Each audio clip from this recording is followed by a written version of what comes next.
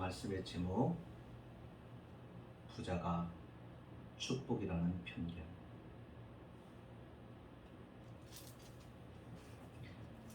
우리는 이 세상 살아가면서 부자로 기왕 사는 것, 부자로 살았으면 좋겠다. 좀 많이 가지고 넉넉하게 그렇게 살았으면 좋겠다. 조금 욕심을 내면 그렇게 베풀며 살아가면 좋겠다.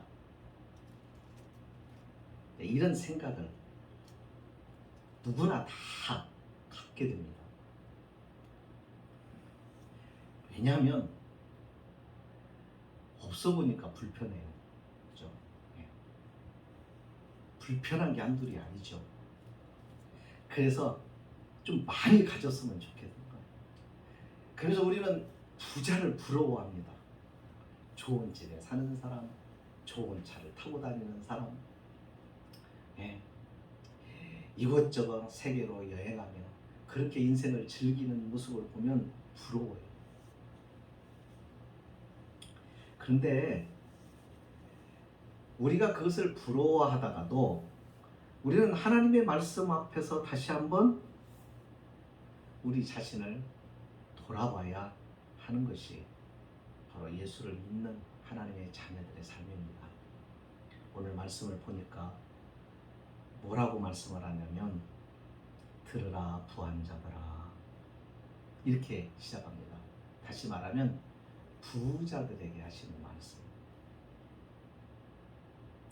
우리가 이 말씀을 통해서 부자로 살고 싶고 그렇게 누리고 싶고 하는 우리가 이 말씀을 통해서 다시 한번 우리의 생각을 바로잡는 그런 은혜의 시간이 되었으면 좋겠습니다. 돈이라는 것이요, 화약 같은 겁니다.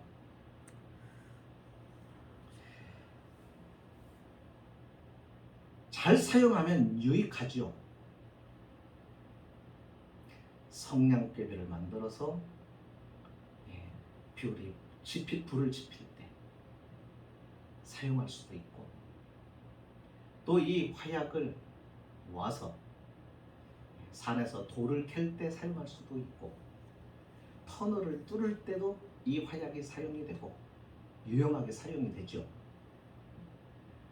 그런데 이것이 관리가 잘못되고 실수하게 되면 엄청난 큰 재앙이 된다는 것을 우리는 잘 압니다. 이것이 많으면 많을수록 큰 위험이 따르게 마련이죠.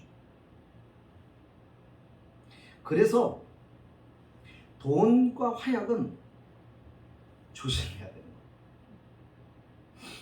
성경은 재물 자체를 정죄하지 않습니다. 돈이 나쁘다, 돈이 죄다, 이렇게 말하지 않습니다.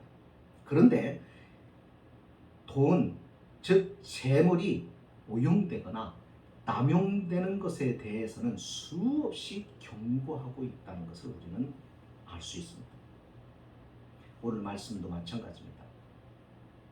부한 자들에게 냉혹한 심판이 있을 거라고 하는 경고의 말씀입니다. 들으라 부한 자들아, 너희에게 임할 고생으로 말미암아 울고 통곡하라 했습니다. 부한 자들아, 너희에게 임할 고생으로 말미암아 울고 통곡하라. 아니, 부한 자들에게 임할 고생이다? 부한 자들에게 고생이 오게 된다? 그 말 아닙니까? 그러니까 어떻게 하라는 겁니까? 그것을 생각하고 그것을 예측하고 그리고 울고 통곡하라는 말은 뭐예요? 회개하라는 말입니다.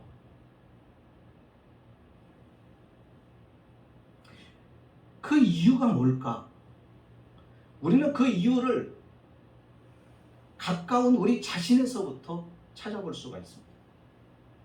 자, 우리가 가난할 때하고 부유할 때하고 우리의 가정이 가난하고 힘들었을 때하고 넉넉하고 부유해졌을 때하고 한번 생각을 해볼 필요가 있겠죠. 교회도 마찬가지고 국가도 마찬가지입니다. 언제 가장 죄를 우리는 많이 질까요? 가난할 때일까요? 부유할 때일까요? 부유할 때입니다. 그러므로 이 말씀은 부자들이 되지 말라는 말씀이 아니라 부자가 되는 것에 대하여 생각하라는 것입니다. 부자가 된 자는 생각하고 고민을 해야 된다 하는 것입니다.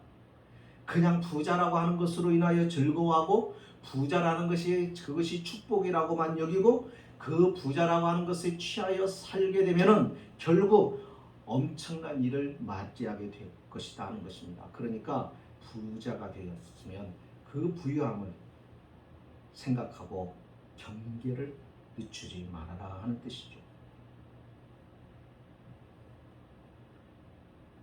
우리는 부자가 된 것이 하나님의 축복이라고 하는 말을 참 잘합니다. 하나님께서 복을 주셔서 나로 하여금 부유케 하셨어. 그러다 보니까 이것이 세상에서 말하는 복하고 하나님이 말씀하는 복하고 혼돈해 버리는 거예요. 하나님이 내리시는 우리에게 주시는 복과 세상이 말하고 있는 복하고는 다른 얘기입니다. 그러니까 세상이 말하는 게 뭐예요? 세상의 복은 건강한 게 복이고, 그죠? 출세하는 게 복이고, 자녀가 좋은 학교에 가는 게 복이고, 또 돈을 많이 벌어서 부유하게 살아가는 게 복이고, 그것을 세상의 복을 이해하는 모습이에요. 그것을 그대로 우리가 신앙 안으로 가지고 와서 우리도 부유한 게 하나님만 끌어들여서 하나님이 주신 축복이다. 건강도 하나님이 주신 축복이다. 네, 틀린 말은 아닙니다. 그런데 꼭 그런 것도 아닙니다. 만약에 그렇다고 한다면 우리 성도들은 이 세상에서 배고프면 안 되는 거고 가난하면 안 되는 거고, 그렇죠? 고난받고 죽으면 안 되는 건 아니에요. 그게 복이라고 한다면? 그러면 예수님은 복을 받으시는 분이시냐? 예수님의 그 길을 따른 제자들, 예수님께서 뭐라고 말씀하셨어요? 누구든지 나를 따르려거든 자신을 부인하고 자기가 지고 갈 십자가를 지고 나를 쫓을 것이니라. 그렇지 않으면 내게 합당한 자가 아니다라고 말씀을 했어요. 그러면 그렇게 말씀하시고 그렇게 사셨던 예수님, 그리고 그의 제자들, 그러면 그 사람들은 복을 못 받은 사람이라는 결론밖에 내릴 수가 없는 겁니다. 정말 그렇습니까? 언제부턴가 우리 안에도 어떤 잘못된 신앙이 들어온 거예요. 번영신앙. 그게 들어온 거예요. 그러니까 어떻게 돼요?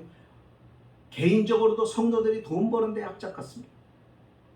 교회도 부흥이 돼가지고 교인이 많아지고 재정이 넉넉해지고 그러면 어떡합니까? 예배당도 늘릴 뿐만 아니라 뭐하죠?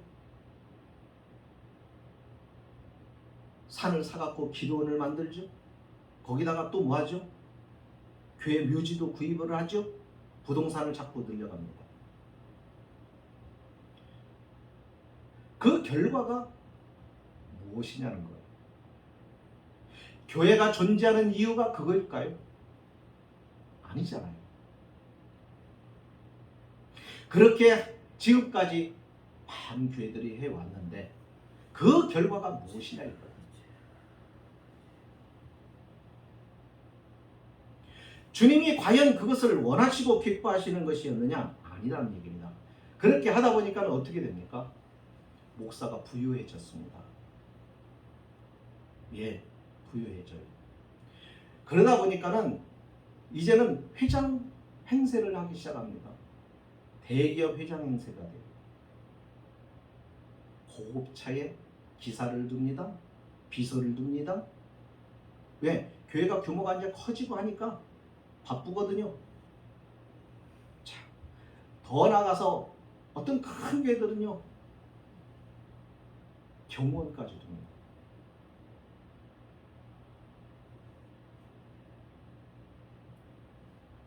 사실 이것은 아니다. 하나님의 축복으로 부흥하고 성장하고 교회가 커지는 것, 그것이 복이 아니라는 말 아닙니다. 그것이 축복일 수가 있고 그것이 하나님의 복일 수가 있습니다. 그러나 거기서 누려지는 것들이 세상의 것들과 같으면은 거기에서 문제가 생기기 시작한다는 거죠. 중세 교회가 어떻게 해서 부패하고 타락했죠? 이유가 뭘까요? 교회가 재산이 늘어났습니다. 재산이 늘어나다 보니까 권력에 대한 욕심도 생겨서 이제는 교황이 권력까지 갖게 됩니다. 이게 하나님의 축복이었나요? 역사가 증명해 주잖아요. 역사를 통하여 하나님이 보여주시잖아요. 솔로몬이 처음에 왕이 되었을 때 그는 하나님 앞에 겸손하게 지혜를 구했습니다. 하나님이 맡겨주신 이 백성들을 잘 다스리고 통치할 수 있게 해달라고 지혜를 구했습니다.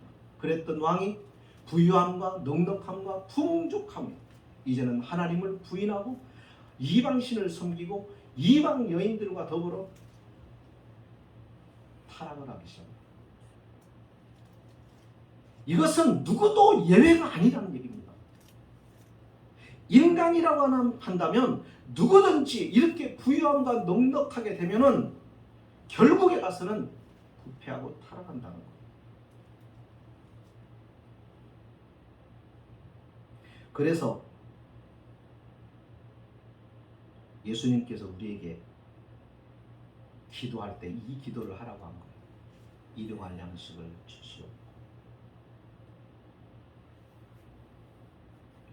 우리가 하나님 앞에서 일용할 양식으로 만족할 줄 알 때 우리는 물질의 욕망을 이겨낼 수 있다는 거예요.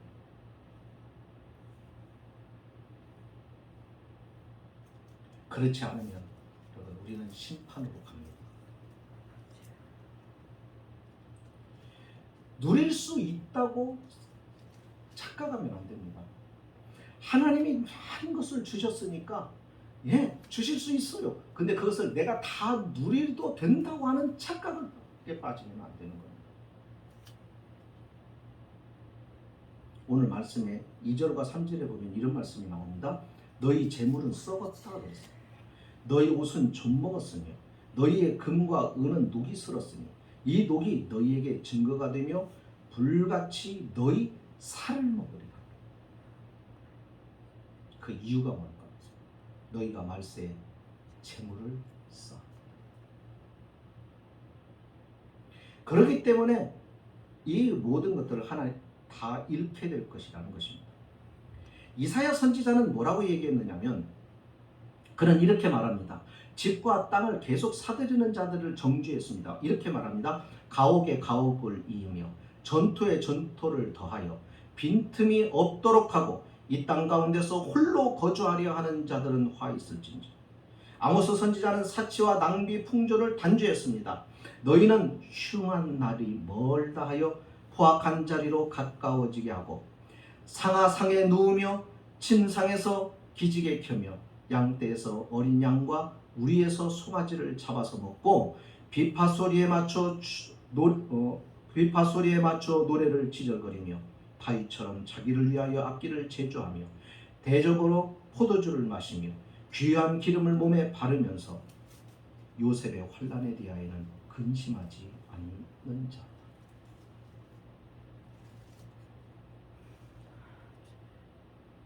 왜 이렇게 선지자들이 말하냐면 물질, 재물, 돈이 많아지면 이렇게 되기 때문에 그렇게 된 사람들을 향하여 경고하고 있는 겁니다. 이 경고라는 것은요, 희망을 주려는 것이죠.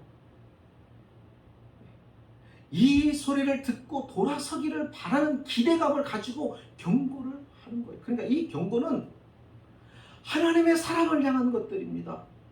돌이킬 수 있는 시간과 기회를 주려는 하나님의 긍휼입니다. 그러면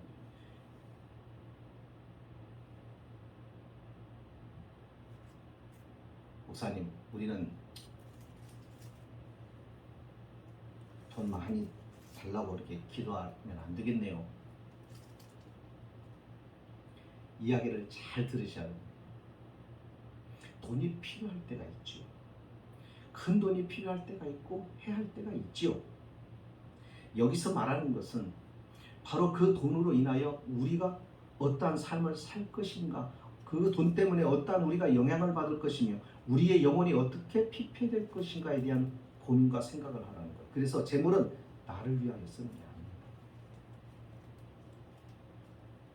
하나님께 우리가 재물을 구할 때 분명한 목적을 가지고 하나님 앞에 구해야 되는 것이라는 거죠.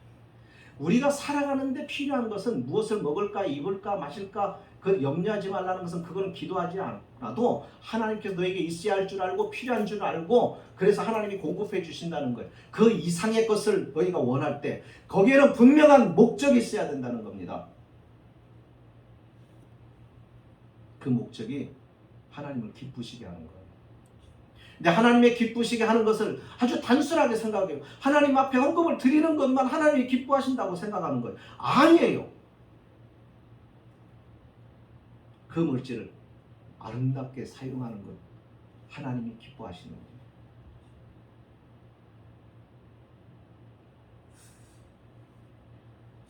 성도들이, 한국교회 성도들이 교회에 하나님 앞에 드리는 거, 헌금으로 드리는 거, 예, 드려야죠. 그러나 그것도 필요하지만, 그러나 그것보다도 하나님께서 더 원하시는 것이 있다고 한다면 뭐냐면 하나님께서 주신 것으로 이 물질로 어떻게 하는 것? 봉사를 하고 그것으로 하나님을 기쁘시게 하는 겁니다. 여기요, 야고보가 뭐라고 말하냐면 왜 너희의 재물은 썩었다라고 했을까? 한번 생각을 해보시오. 왜 썩었다고 해야 할까요? 썩었다는 말은요, 죽었다는 말이잖아요. 재물이 죽어? 생명이 있나? 이 말은 재물의 존재, 가치, 존재의 목적을 달성하지 못했다는 거예요. 그러니까 재물의 가치가 사라져버렸다는 거예요. 의미가 사라졌다는 거예요.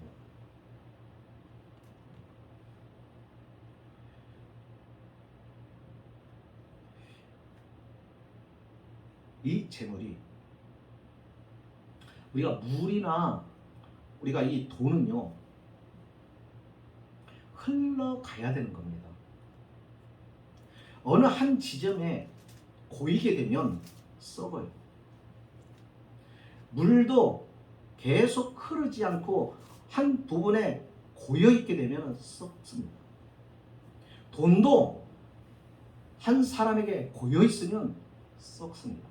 그것으로 인하여 부패합니다. 그것 때문에 사람이 망가지는 것입니다. 그렇다면 돈이라는 게 무엇이냐면 하나님께서 이 돈을 왜 주시느냐, 재물을 왜 주시느냐, 그 재물을 주시는 이유는 우리가 사람과 사람의 관계를 맺고 그 관계 속에서 소통을 하라고 재물을 주시는 겁니다. 서로가 소통이 이루어지도록 하기 위해서 재물을 주시는 겁니다. 그 소통에 사용되지 않으면 재물은 고이게 되고 여기서 부패가 시작이 됩니다.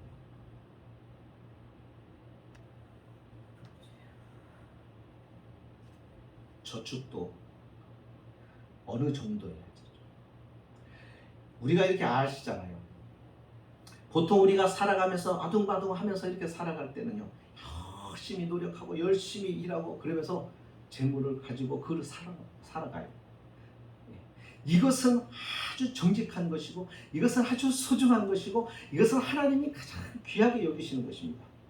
왜냐하면 성실함의 대가로 하나님이 주시고 하나님께서 누리게 하십니다. 그런데 여러분, 그렇게 힘들게 버는 돈은 유익한 것인데요, 나중에 이 돈이 많아지면 여러분, 그런 노력으로 돈이 부어게 많아지는 게 아니에요. 돈을 낳기 시작합니다.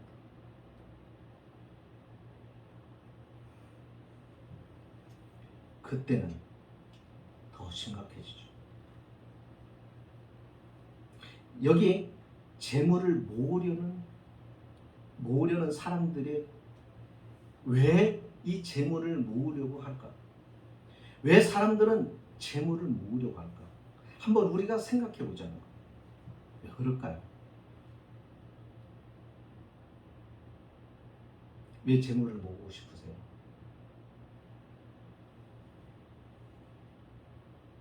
불안하기 때문에. 미래에 대하여 불안해.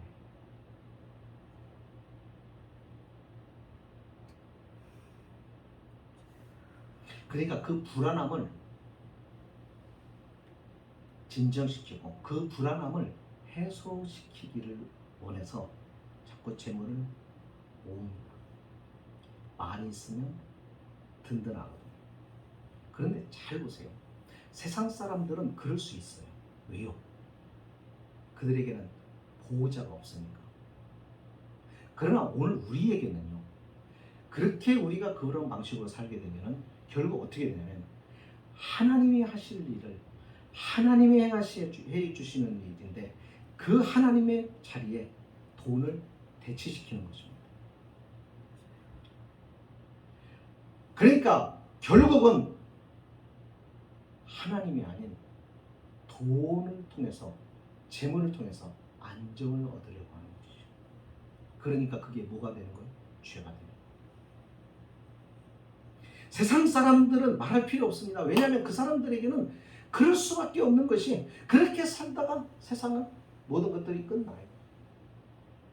하나님의 존재를 인정하지 않고 하나님이 계신 것은 모르니까 당연해요. 하지만 오늘 우리들에게는 그게 아니라는 것입니다. 그래서 하나님께서 재물에 대하여 말씀하는 것이죠. 이스라엘 백성들이 광야를 걸어갈 때 하나님께서 만나를 주시잖아요. 만나를 내려주시고 그 만나를 거두게 하시는데 한 사람에게 한 호멜씩 거두라고 합니다. 그런데 한 호멜이라고 하는 기준이 있는데 어떤 사람은 더 많이 거두고 어떤 사람은 좀 부족하게 거두고 그랬는데 결과가 어떻게 됐어요? 많이 거둔 자도 남지 않고 적게 거둔 자는 부족하지 않고, 그러니까 많이 거둬야 소용이 없는 거예요. 정말로 필요한 것은, 정말 우리가 살아가는 일에 필요한 것은 이미 하나님이 우리에게 주시고 누리게 하십니다. 우리가 살아가고 우리의 자녀들을 양육하고 할 수 있을 만큼 우리가 노력하고 우리가 땀을 흘리면서 버는 것에 대하여 하나님은 복을 주시고 하나님께서는 함께 하십니다. 그런 사람들은 물질적인 것도 하나님께서 채워주실 뿐만 아니라 그와 같은 삶에게는 하나님께서 은혜도 주셔서 하나님이 주시는 은혜의 기쁨을 누리며 맛보며 살아갈 수 있게 해 주시는 것이죠. 그러니까 우리가 돈에 대하여 너무 욕심을 내시면 안 됩니다.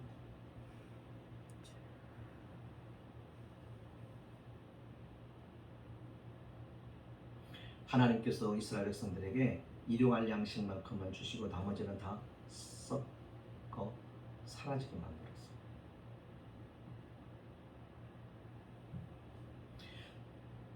이 재물이 많아지니까 부자들이 어떠한 일을 하는가 보세요. 돈이 많아지니까요, 서로 소통이 제대로 안 됩니다. 우리가 그렇잖아요. 명절 때 어른들을 찾아오고 인사를 하거나 우리가 때로는 선물을 하거나 우리가 서로 다투었다가 화해할 때 이 재물들이 다 그렇게 소통으로 사용을 한다면 얼마나 아름답습니까? 격려하거나 위로하거나 희망을 주거나 사용하면 얼마나 좋습니까? 이렇게 하나님께서는 재물을 소통하라고 주신 거예요. 그걸 가지고 서로 섬기면 소통하라. 그런데 끌어모으니까 사랑과 존중이 사라져버리고 그 재물로 종속관계가 형성이 됩니다. 주인과 종의 관계를 만들어. 그래서 가진 자의 횡포가 시작이 됩니다. 그러니까 이런 모든 것들이 깨어져 버리는 것이죠. 하나님은 그래서 부자들에게 경고하고 계시는 거죠. 아리마대 요셉과 같은 부자도 있습니다. 그러니까 우리가 재물에 끌려가면 안 되는 거죠.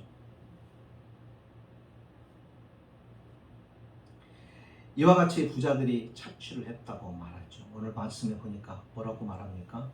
4절에 보라 너희 밭에서 추수한 품꾼에게 주지 아니한 싹시 소리지르며 그 추수한 자의 우는 소리가 만군의 주의 귀에 들려옵니다. 사람이 가지면 그 가진 것으로 횡포를 부리다가 그 횡포가 이제는 착취가 나아가서는 이제는 사람을 종으로 만들어버려요. 그러니까 이 말씀을 하시는 것은 뭐 하라는 거예요? 회개하라는 거죠. 오늘 우리도 생각해 봐야 되는데 우리는 재물을 잘 사용하고 있는가? 하나님 주신 재물을 합당하게 잘 사용하고 있는가? 이것에 대해서 우리가 소통을 방법으로 잘 쓰고 있는가? 그런 부분에 대해서 우리가 생각을 해볼 필요가 있습니다. 그렇지 않고 살았던 이 부자들을 향하여 말씀하시면서 하나님은 경고하시는 것은 하나님의 요구는 딱 하나입니다. 회개하고 이 경고를 듣고 회개하고 돌아서라는 것이죠. 그런데 회개하고 돌아서지 않는다고 한다면 인간이 할 수 있는 게 뭐가 있을 것 같습니까? 회개를 안 한다면 계속해서 죄를 짓겠죠. 양심이 마음을 두드리면 자신의 죄를 지은 그 행위에 대하여 합리화시켜 나가겠죠. 그러면 이 양심은 계속하여 마비가 일어납니다. 동일한 죄를 아주 편안한 마음으로 반복적으로 짓습니다. 이것이 화인 맞은 양심입니다. 언제나 하나님의 말씀은 우리들을 향하여 이렇게 말씀합니다. 우리들이 걸핏하면 괜찮다고 내세우는 옛사람의 모습, 옛사람의 악한 습관, 그리고 그 행동들, 하나님의 말씀은 늘 그것을 지적합니다. 우리 안에 있는 옛사람의 모습, 옛사람의 행동과 습관들, 늘 우리가 말씀 앞에 서면 그것을 지적받습니다. 이것이 나쁜 것들이라고 도전하죠. 그런데 우리는 고치지를 않습니다. 어떻게 합니까? 계속 같은 죄를 짓습니다. 그러면서 자기 합리화를 시키고 자기 죄에 대하여 합리화시켜 나가면서 양심을 마비시켜 버리죠.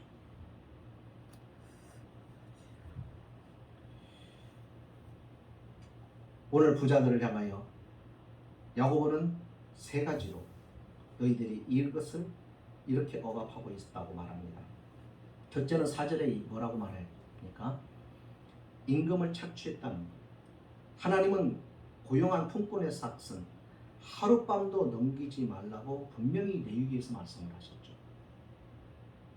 그런데 품꾼의 삭을 주지 않는 겁니다.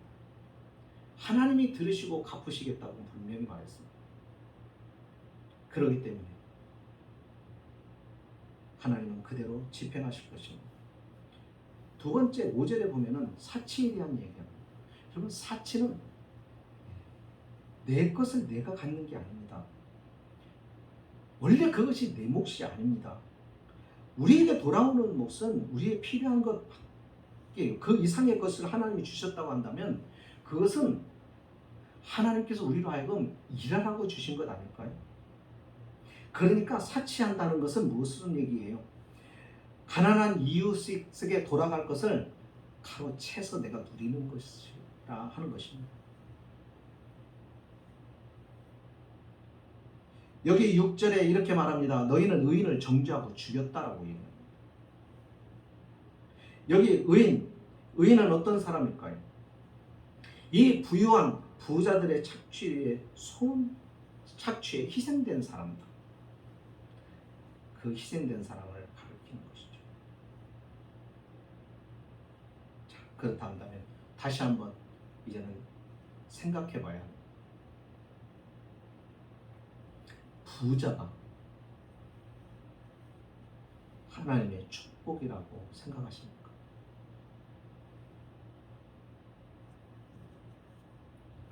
이것은 하나님의 편견입니다. 절대 그렇지 않습니다.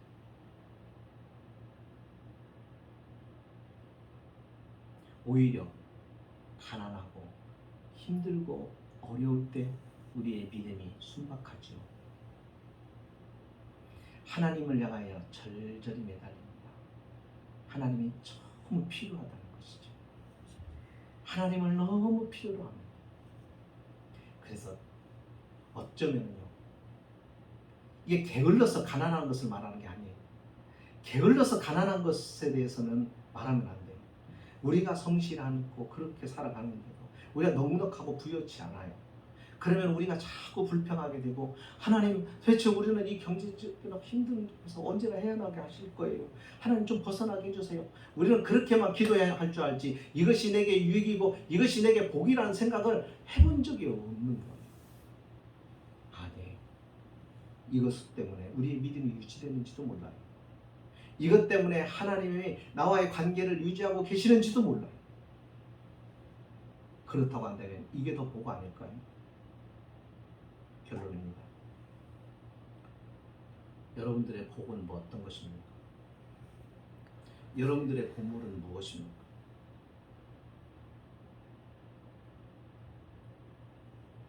보물이 있는 곳에 마음도 있다고. 여러분의 마음은 그러면 누구를 향하고 있습니까?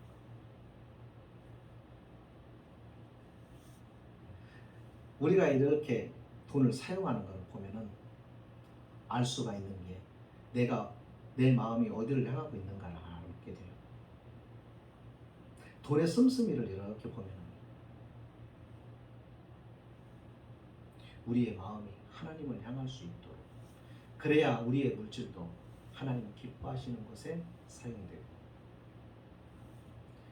하나님의 주시는 이 믿음도 잃지 않게 되는 것입니다. 그렇지 않으면 다 잃어버릴 수가 있습니다. 여러분, 재물이 정말 필요하고 많은 재물이 필요합니다. 그런 분명한 목적을 가지고 그 목적을 위하여 하나님 앞에 바로 계획을 세우시고 부르짖어 달라고 요구하세요. 그게 아니라고 한다면, 나를 위하고 나만을 위하고 그리고 끌어모으고 그것을 누리려고 한다고 한다면, 여러분, 이 세상을 천국으로 내가 만들려고 하면은 하나님이 우리에게 약속하신 천국은 받을 수가 없는 겁니다.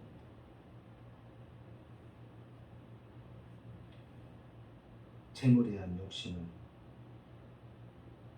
물질 만능의 시대를 살고 있는 우리에게 커다란 시험입니다. 오늘 우리가 돈에 미쳐버리면 안 되죠. 우리가 살아가면서 돈에 미쳐버리면 우리는 믿음도 구원도 하나님도 다 잃어버려요. 항상 우리가 가지고 있어야 될 기준은 믿음입니다. 하나님 앞에서 어떻게 살아갈까 하는 것을 생각하는 것입니다. 여러분, 결코 부자가 되는 것이 하나님의 축복이라는 생각을 하지 마세요. 축복이 될 수도 있고 그 부여가 저주. 부자가 될 수도 있습니다. 무엇에 결정이 되나요? 내 마음을 어디에 두고 살아가는 거죠. 그래서 우리는 자꾸 부자가 되고 싶고 이렇게 생각하지 않고 살아갔으면 좋겠어요. 이렇게 하지 않아도요, 우리 천국 가면 영원히 부자로 누립니다. 네. 저와 여러분이 믿음 안에 굳게 서서 바른 신앙을 가지고 살아갈 수 있기를 주의 이름으로 축복합니다. 아멘.